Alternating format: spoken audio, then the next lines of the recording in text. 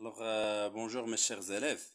On va corriger un exercice de dipôle RL, comme vous voyez devant vous. C'est un exercice d'un générateur GBF qui délivre une tension sinusoïdale. Normalement ici c'est une tension périodique triangulaire. Et voilà l'exercice. Comme vous voyez ici, bien sûr, il y a les données. Si vous voulez la série, je vais vous l'envoyer sous forme d'un PDF. Alors voilà le circuit électrique. Le circuit électrique, je vais le redresser ou bien le représenter devant vous pour que vous puissiez le comprendre. Et bien sûr, si vous avez un tel exercice, essayez s'il vous plaît de suivre et de savoir la méthode. C'est un exercice qui demande surtout pour la dernière question un peu de maths, un peu de réflexion, que ce soit au niveau du courbes et au niveau des données. Donc voilà, je vais représenter le circuit électrique devant vous pour qu'on puisse suivre. Alors normalement, on a un GBF, générateur à basse fréquence, GBF, donc qui est relié à une bobine, voilà, et un conducteur ohmique de résistance R. La bobine, ses caractéristiques L, c'est une bobine qui est idéale. Normalement, ici, on a la masse. Et après, on a deux points. Ici, c'est le point A. Ici, c'est le point B. Et comme vous voyez, ici, c'est l'entrée YA. Et ici, c'est l'entrée YB. Alors, nous, on cherche à trouver les expressions de quoi, s'il vous plaît? Ce sont les expressions des deux tensions, que ce soit la tension UL ou bien la tension UB. Alors, comme vous voyez ici, c'est un point M. Voilà. Essayons de suivre, s'il vous plaît. Voilà le point M. Alors, essayez de suivre. Et je peux représenter quoi? Les tensions. Alors, quelles sont les tensions qu'on a? On a la tension UAM. Un astuce, s'il vous plaît, pour représenter les tensions. Essayez de suivre, s'il vous plaît. Si on a à représenter une tension UAB, qu'est-ce que je vais faire? Je représente la tension, comme vous voyez ici, par la flèche, comme ça. C'est de B vers A.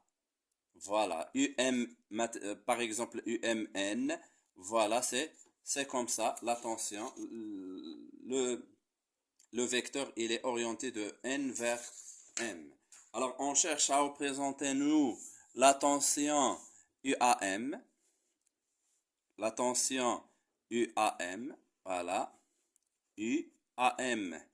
Donc la tension, il est orienté de M vers A. Voilà M vers le point A. Voilà UAM.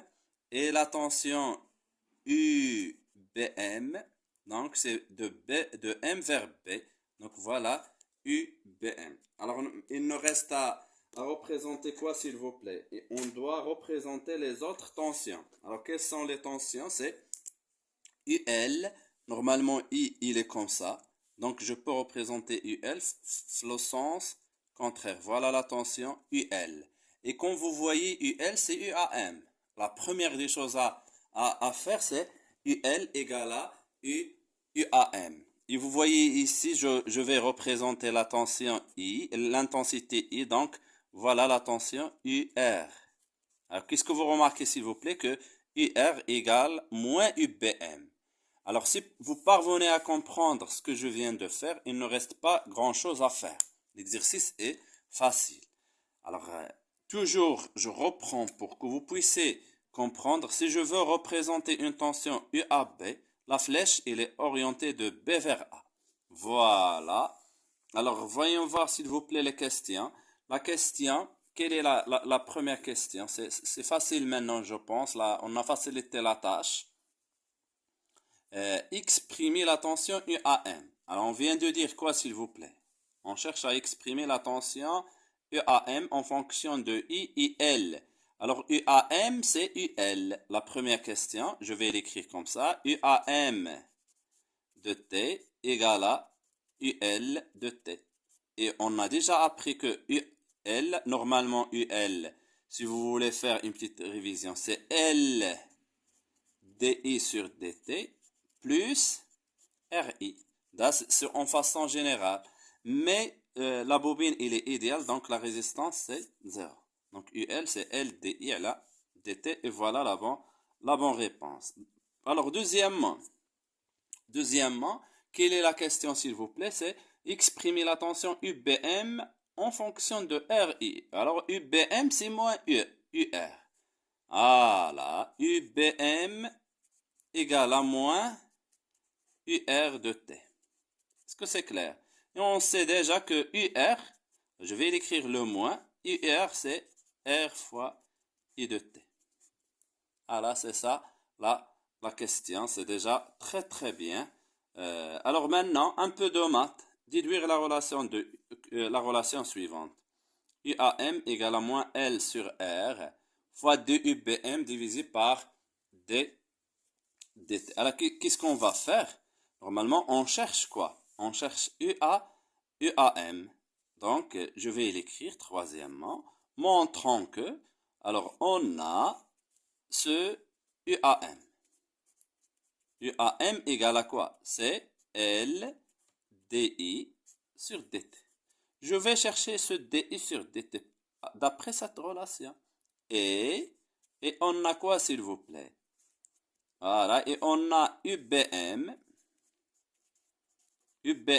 bien sûr, en fonction du temps, égale à moins R fois I de T. Voilà. Alors, si vous voyez, je cherche ce I. Donc, I de T, il va être égal à quoi? C'est moins, alors ici c'est fois, il va passer vers l'autre côté par un certain inverse. Donc, on aura c'est moins 1 sur R fois ça. UBM. C'est clair. Et vous voyez, on a la dérivée ici. Donc, je cherche DI sur DT. Donc, je vais réécrire comme ça. I de T, c'est moins 1 sur R UBM. Vous voyez, c'est facile maintenant. Alors, je vais faire entrer la dérivée. Donc, DI sur DT égale à la dérivée de ça. D sur DT de quoi? Moins 1 sur R UBM. Est-ce que c'est clair? Alors, vous voyez, je vais faire, puisque ce moins 1 sur R, c'est une constante, je vais la faire sortir de la dérivée. Donc, on aura quoi, s'il vous plaît? On aura moins 1 sur R fois la dérivée de quoi? De UBM. Voilà, c'est DI sur D. Alors, est-ce que vous avez déjà compris ça? C'est déjà très bien. Alors, qu'est-ce qu'on va faire? Alors, regardons. On a déjà ça. Donc, on va remplacer dans cette expression de UAM de T. Donc, UAM de T, il va être égal à quoi? Donc, UAM de T, il va être égal à quoi? C'est L fois quoi? Fois DI sur DT qui est là. Elle est là. Donc, ce DI sur DT, c'est moins 1 sur R fois DUBM divisé par DT. Je pense que les choses sont claires maintenant. Donc, vous voyez, qu'est-ce qu'on va écrire? Qu'est-ce qu'on va écrire comme relation? Vous voyez, on a quoi, s'il vous plaît? Alors ça marche pas. Donc, c'est L fois moins 1, c'est moins L, divisé par R, DUBM sur DT. C'est bon? Voilà, UAM. Voilà. Alors, comme vous voyez, qu'est-ce qu'on va faire maintenant? Donc, maintenant, il faut chercher quoi? Il faut chercher la valeur de L. Alors, ici, c'est 0,2. N'oublions pas ça, s'il vous plaît. Donc, qu'est-ce qu'on va faire? UAM égale à moins L sur R fois DUBM sur DT. On cherche maintenant à déduire ou bien à calculer l'inductance L. Alors, voyons voir, s'il vous plaît. Premièrement, il faut utiliser maintenant la courbe, l'utilisation de la courbe. Alors, vous voyez la courbe, les deux courbes sont là. Alors, je vais repasser par la couleur rouge sur cette courbe. Voilà, pour que vous puissiez suivre. et par autre couleur sur l'autre, voilà, sur l'autre courbe qui est là. Voilà. Est-ce que c'est clair? Vous voyez, premièrement, les deux courbes sont périodiques. La première remarque, les deux courbes sont périodiques. Alors, on va travailler sur cette première demi-période. La première demi-période. Alors, une période, je travaille sur cette première demi-période. Alors, voilà normalement l'origine. Voilà l'axe d'origine, il est comme ça. Normalement, voilà l'axe, normalement pour nous, l'axe des Y qui est là. Est-ce que c'est clair? Alors, voilà le 0. Voilà. Et on va chercher maintenant les deux sensibilités. Alors, pour YB, pour utiliser, regardons pour YB qui est en rouge, pour YB, c'est 0 volts par div. Donc, ici, c'est les mêmes, c'est 0,2 volts. Donc, ici, c'est 0. Ici, c'est 0,2. Ici, c'est 0,4. 0,4. Très bien. Alors, normalement, ici, c'est moins 0,2 et l'autre, c'est moins 0,4.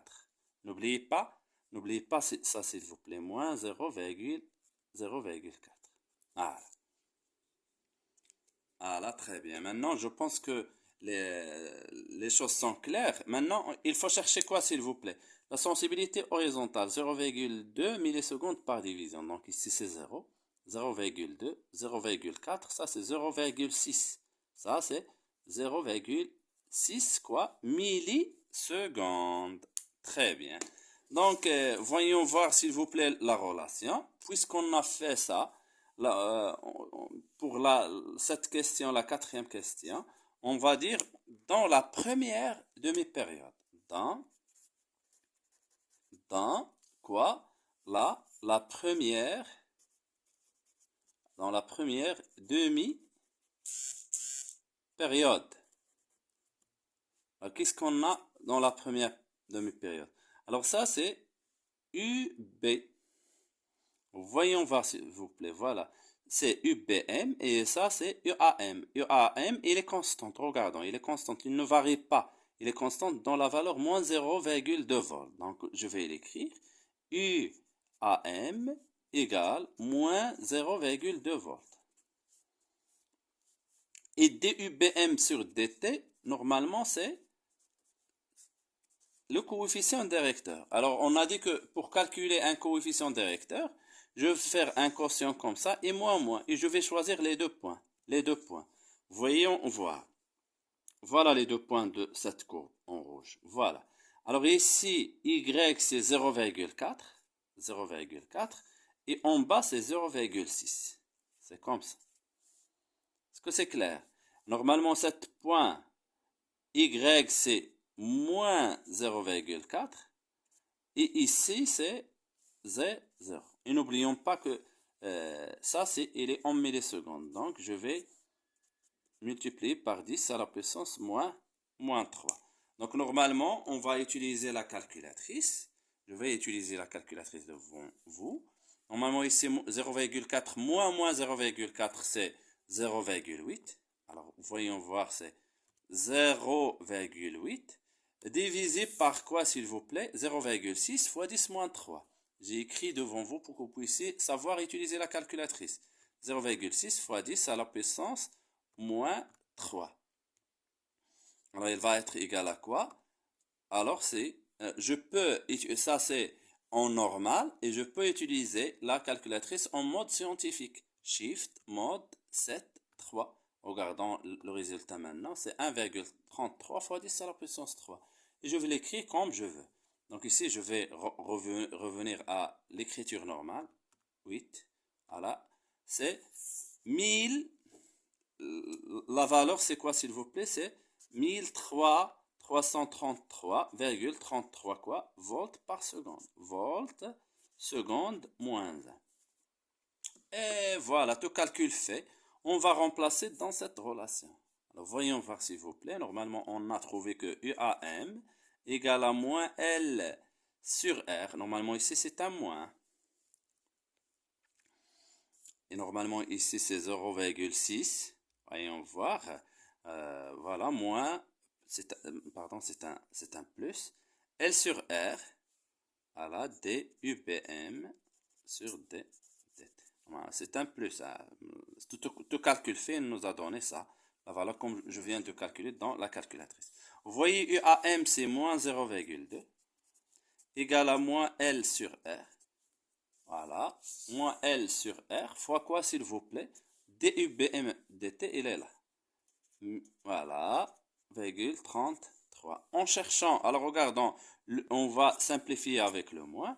En cherchant L, donc je vais faire passer ce R ici, donc on aura 0,2 fois R égale à L fois ça. 1333,33. En cherchant L, donc ce L c'est ça, divisé par ça. Donc c'est 0,2 fois R divisé par 1333,33. Alors, comme vous voyez ici, R c'est 5 kiloohms. 5 kiloohms, 0,2 fois 5 kilo, c'est 10 à la puissance 3. Voilà, voilà. Et on va faire un petit calcul. Alors, voyons voir s'il vous plaît. Là, la calculatrice, qu'est-ce qu'on va faire? C'est 0,2 fois, les valeurs sont là. Voilà. Fois 5, fois 10 à la puissance 3, divisé par 1033, 333, voilà. C'est 0,75. Très bien, 0,75 Henri. Voilà, on a calculé L. C'est un exercice, il faut faire attention, s'il vous plaît. Il faut faire attention au calcul ici. C'est un peu de maths. N'hésitez pas de me demander si vous avez des questions.